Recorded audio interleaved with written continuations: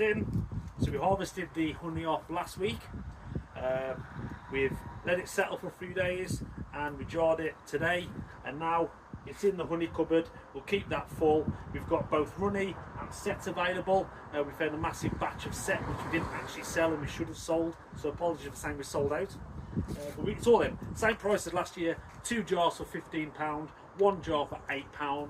Put your money in the envelope in the side of the door, and take the money you want, whenever you want. It's never shut. So, now that's out of the way. Bit of a tricky harvest really. We didn't have a great lot of honey off this year. In fact, for a spring harvest, I think it's the least we've had in a very long while. And that was down to, we had all that wet season where the bees were eating the honey instead of leaving it for us to take. And then we moved on to the really hot spell we most recently had, where the honey's just come in, like the nectar just came in off the fields and backfilled all of that space. And they were bringing so much in, they weren't capping it, they were just bringing it in, bringing it in. So it'll be a few weeks before, ideally, I would have taken it off. However, I had Whitsun off, so that's the time I've got to do it. Also, the issues we had this year is over winter I buy all my equipment that I want to build all my frames with, or new boxes, etc. This particular supplier, I spent a few £1,000s with them, and they sent me a load of foundation, which is the wax that you put into your frames when you build it, and the bees pull the comb off. Except that this supplier, I think, mixed a lot of food grade oil in with their natural beeswax when they made the foundation, and it just weakens it. It means they get a lot more profit, but it means I have to deal with very weak foundation. We've got a little friend joining us. It's actually a bumblebee, that is, not a honeybee. And I'm going to have to bin this.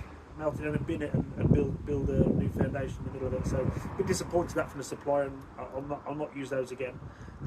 Anyway, mine and mown over. I've got some footage from collecting the honey which I'll add on after this clip.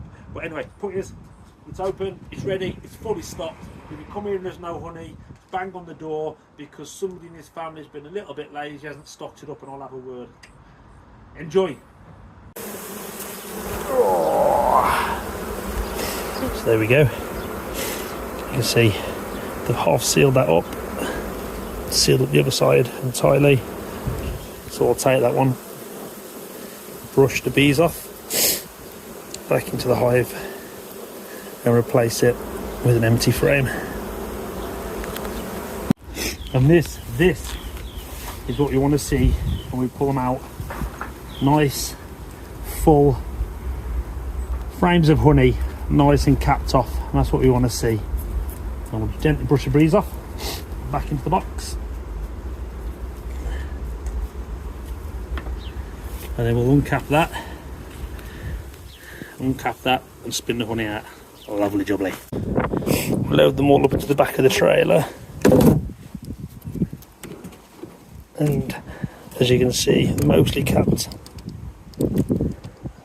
You give it a shake test, and if you get droplets coming out,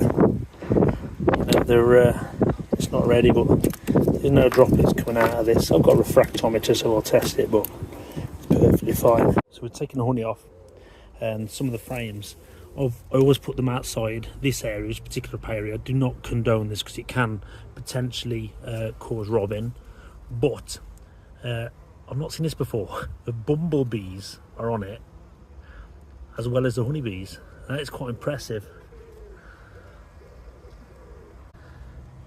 And that was me collecting pollen. Look, it's pollen sacs are full.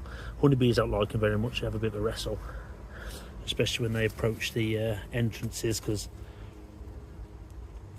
there's the free meals inside the hives, but the honeybees have none of that. Loads of bumblebees in it, look.